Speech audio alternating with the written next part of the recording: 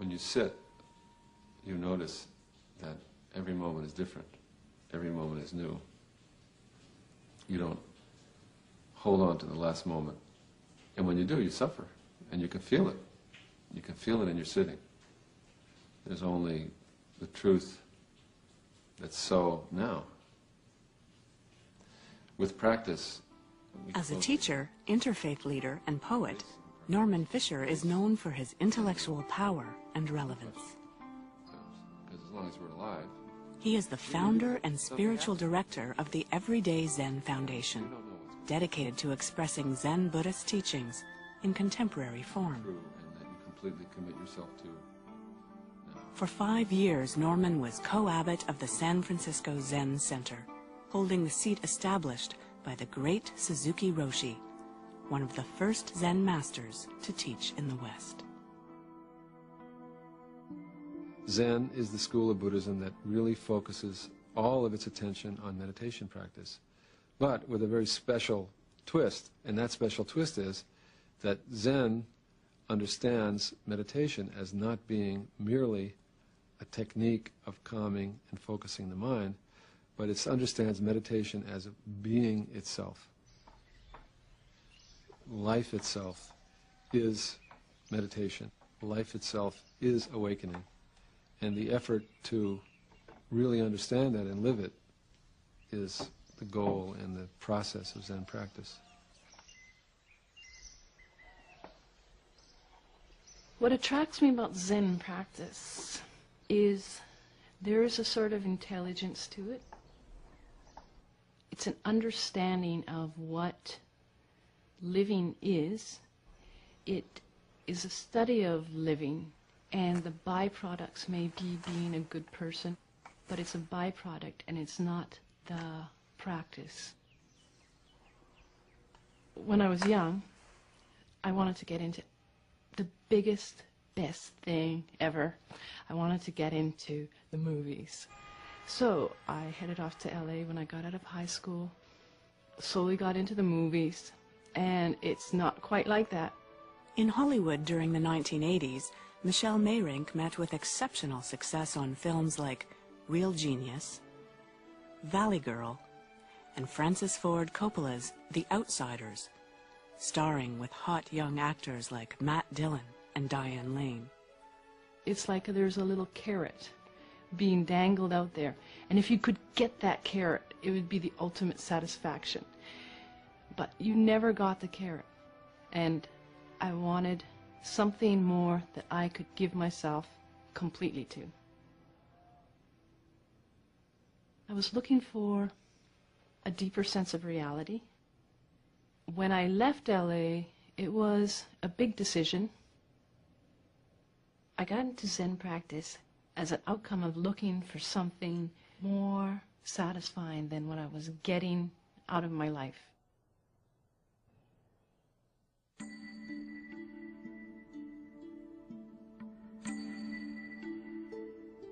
The central practice of Zen Buddhism is called Zazen. Za means to sit. Zen means meditation. Meditation, which is described as one-pointed concentration or absorption, an experience of union with the world, just as it is.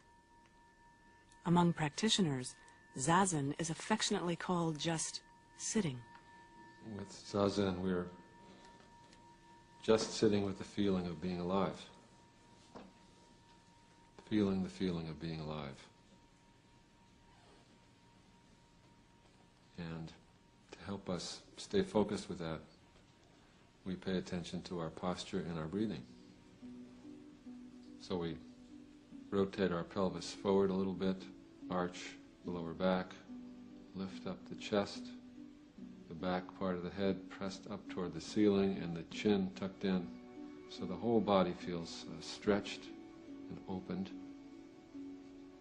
And then we feel our breathing in our belly. Breathing in, breathing out, the belly rises and falls. Breathing in, knowing that we're breathing in, and breathing out, knowing that we're breathing out. After a moment, we come back to the feeling of the posture and the feeling of the breathing to keep us anchored and present right where we are, being alive, a feeling of being. And the mind wanders, and very gently we bring it back.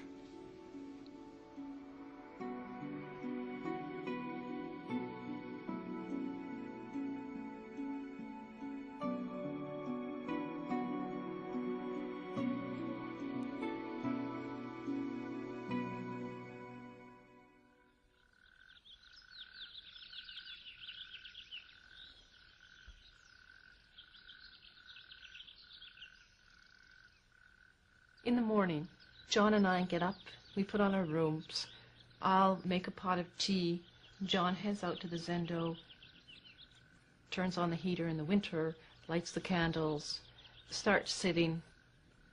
Once the tea's ready, I go out, bring the tea. Sometimes we reverse this, but usually I bring the tea.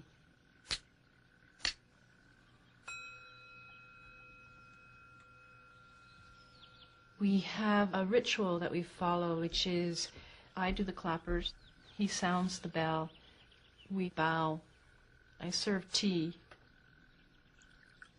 After we've done this tea routine, we sit. He starts off the sits with a series of bows. And then we chant for 20 minutes, and then we'll meditate. This ritual is probably the best thing for our marriage, because we probably wouldn't have a marriage without it. I don't think that's a real common bond for us. You know, it's my life first, it's John's life first, and we're married, and we practice husband and wife. But this little ritual, all of a sudden you're independent now. When we head out to the zendo here in the morning, we've developed that to help us also pull us out of this mundane life and suddenly go, this is what you're doing, guys. It's a practice of living. So we wear robes, which looks weird, and I've thought about that. Some people might look at that, what's she trying to prove? But it's only for me to help me get out of the morning house goat, give me a cup of coffee, the kids are driving me nuts, to good morning to the world, and I'm alive again.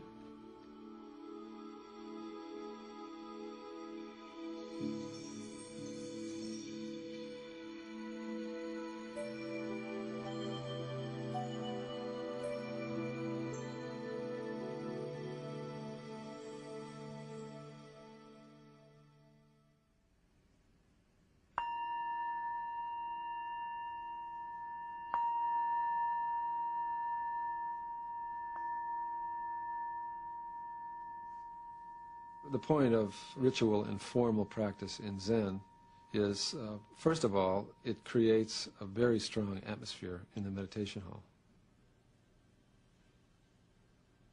The practice of bowing is a kind of a practice of softening yourself to really accept your real nature as a human being, the nature of being an awakened, wise person that you are, but you don't know it yet. You're struggling to get to know that. You know, our lives are very surface-oriented, and in many ways what concerns us is kind of trivial. And so we need some help, you know, getting to that which is inside us that is deeper, calmer, and wider than that. Often we can't find that stuff on our own, but with the help of these ritual containers, we get to that. In Zen, we make a practice of this questioning. I think a lot of Western people are allergic to religion and allergic to religious forms. It somehow reminds them of something in their youth that they didn't like. So people don't like discipline and regimentation. The meditation hall in Zen is very strong, very quiet, very focused, very concentrated. And also, little by little, it dawns on you, very beautiful. The rituals themselves are quite transformative. You know, somehow they really touch you deeply.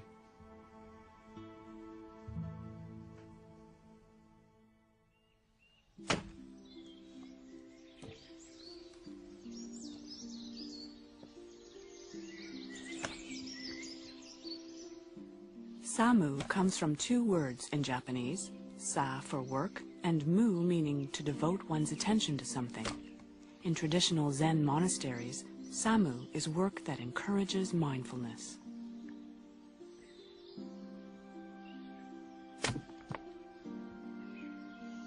Typical Zen work is that kind of work, and it's really good because you focus your mind. It's simple, repetitive work, and you just stay with what you're doing, and it's a kind of a way of meditating in motion. When you chop wood, you just chop wood. You give yourself completely to chopping wood. When you carry water, you give yourself completely to carrying water. And there's a kind of a beautiful appreciation and clarity and gratitude that comes out of whatever it is that you're doing. That's the point. Whatever it is that you're doing. If you really can be faithful to every moment of your experience, this is meditation.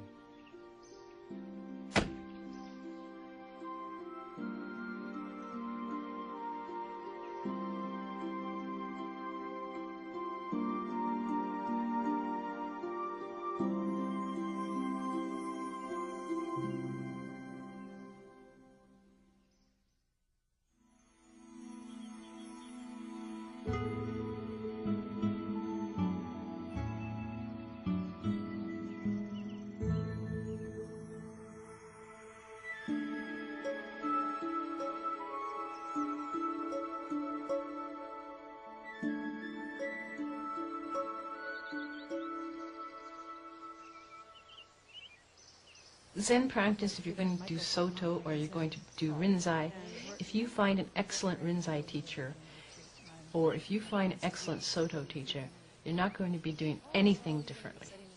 Yeah, I'm setting this weekend retreat up with Norman Fisher. Michelle's neighbor, Jeannie Robinson, studies with Norman Fisher in the Soto tradition of Zen, while Michelle herself practices Rinzai. But they've worked out a friendly way of sitting together.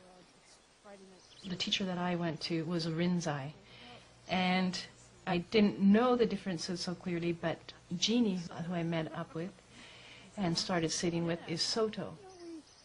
We think about, well, probably about a year and a half. We've been sitting together, I'd say. And then that first big problem was that you faced the wall, and we didn't.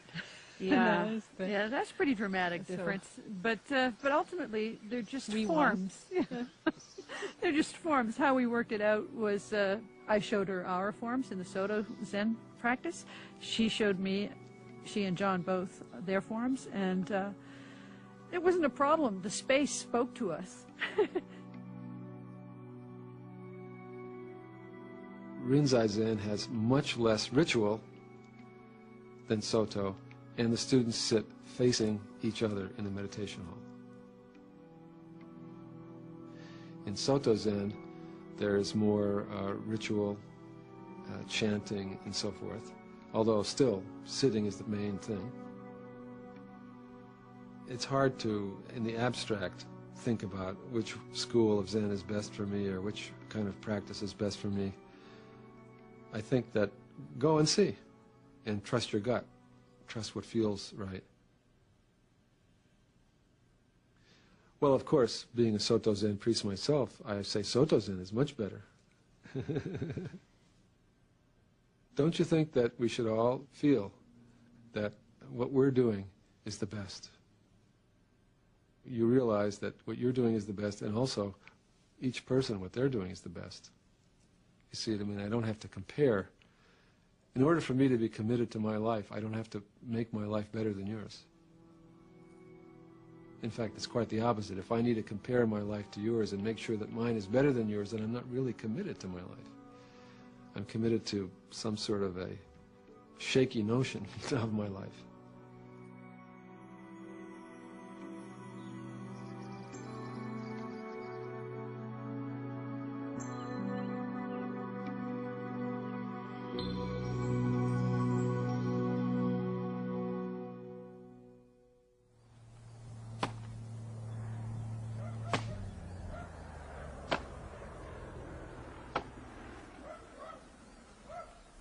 Once a week, usually on a Saturday, we head outdoors and we start our work day usually as a group, and everyone has their individual jobs that they do.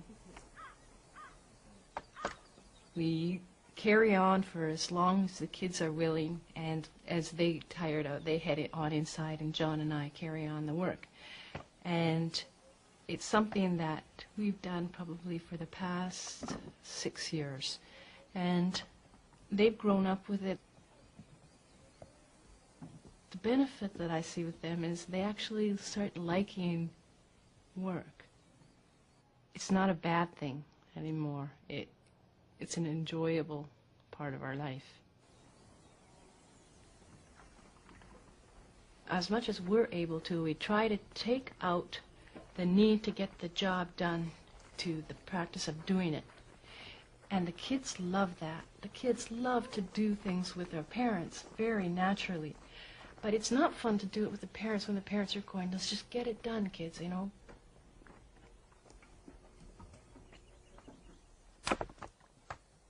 Work practice then becomes the idea of taking on work as part of your practice with an attitude of giving and serving, and with as much focus and friendliness and loving compassion as you can possibly bring to bear in your work. That's what work practice is.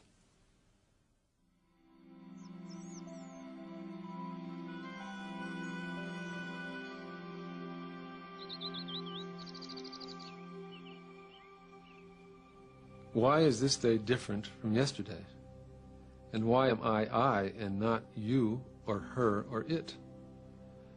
Why does the pond ripple with the wind, and why does the dog bark at nearly everything, and why is that annoying to me? I write poetry because I can't help it. I've been doing it ever since I was a child. So it seems to be just part of my function of living is to write poetry. So I do it. I surrender to my nature. When I write poetry, I'm really more in communion with reality, with what's on the other side of the poem. So I don't sit down to write a poem about something I know or about something I've experienced. I sit down to write a poem because I don't know. The poetry is the deepest expression of my practice. Why is it music moves me, and why do I nearly cry when someone's selfless for a moment, even in a movie? Why was I born? Why do I live another day? Where did I come from, and where am I going? Why do flies appear suddenly from nowhere, and what do flies think about, or grasshoppers, or fish?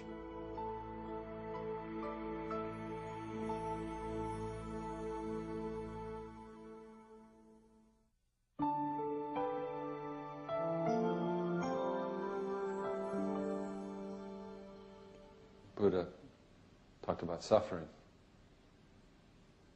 The obvious suffering, not getting what you want, the suffering of getting what you don't want and not being able to get rid of it, things like that are the obvious kinds of suffering. But really the root of suffering is off balance, impermanence.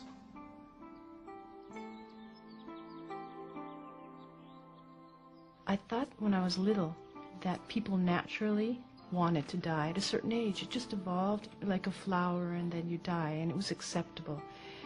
And I heard someone talking about someone that was older and they were dying and they were fighting it. And that terrified me. I was pretty young when I heard that story. And that came back to me then, and I just knew I don't want to be terrified at that moment.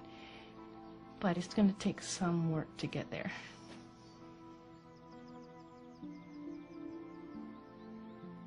Religious practice helps us to incorporate death as part of our lives, to understand it in whatever human way we can understand it, and to be able to release ourselves to it when the time comes.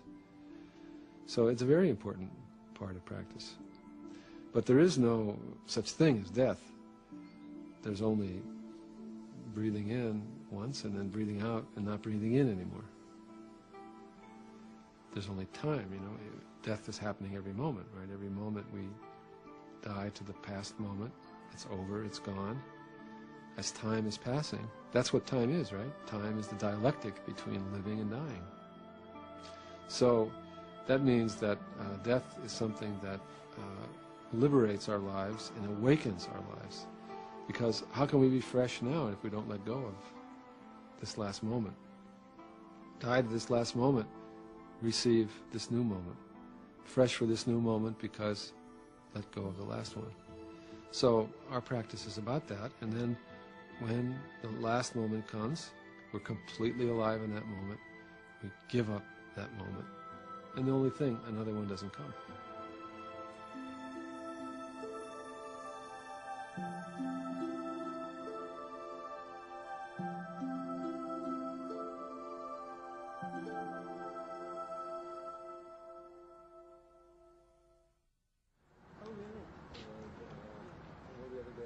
Only human beings can question their being, can question what being is, what it means to be alive.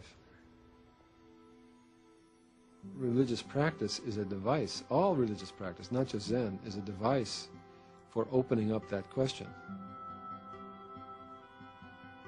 Zen, for me personally, gives me a reason to live, and that's pretty important. I think enlightenment is releasing ourselves to our lives and finally saying to ourselves, yes, I guess this is my life. I guess this really is my life, and what a miracle it is. What a problem, what a perplexity, what a miracle.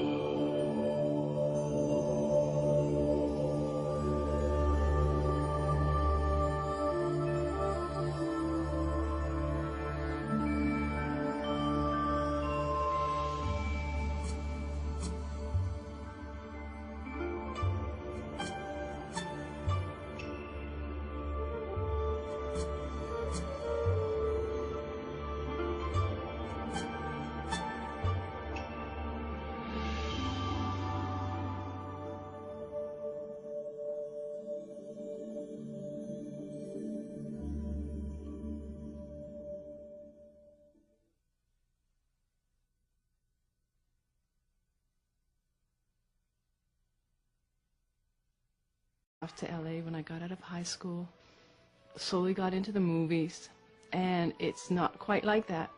In Hollywood during the 1980s, Michelle Mayrink met with exceptional success on films like Real Genius, Valley Girl, and Francis Ford Coppola's The Outsiders, starring with hot young actors like Matt Dillon and Diane Lane. It's like there's a little carrot being dangled out there, and if you could get that carrot, it would be the ultimate satisfaction. But you never got the carrot, and I wanted some.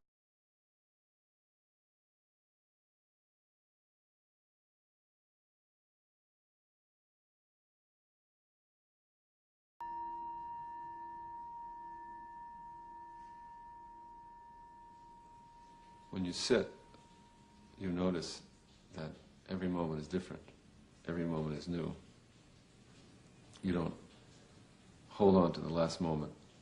And when you do, you suffer. And you can feel it. You can feel it in your sitting. There's only the truth that's so now. With practice, the school of Buddhism that really focuses all of its attention on meditation practice, but with a very special twist. And that special twist is that Zen understands meditation as not being merely a technique of calming and focusing the mind, but it understands meditation as being itself.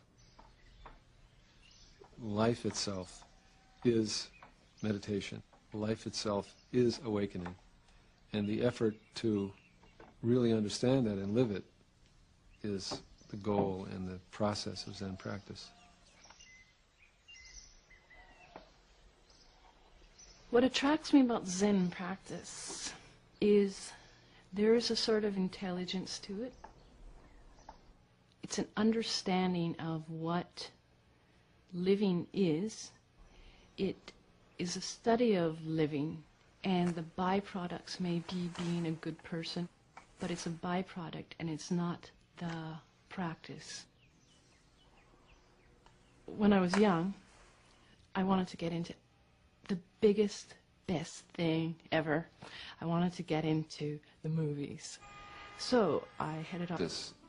As a teacher, interfaith leader, and poet, Norman Fisher is known for his intellectual power and relevance. Because as long as we're alive, He is the founder and spiritual director of the Everyday Zen Foundation, dedicated to expressing Zen Buddhist teachings in contemporary form. true, and that you completely commit yourself to. For 5 years, Norman was co-abbot of the San Francisco Zen Center, holding the seat established by the great Suzuki Roshi, one of the first Zen masters to teach in the West. Zen is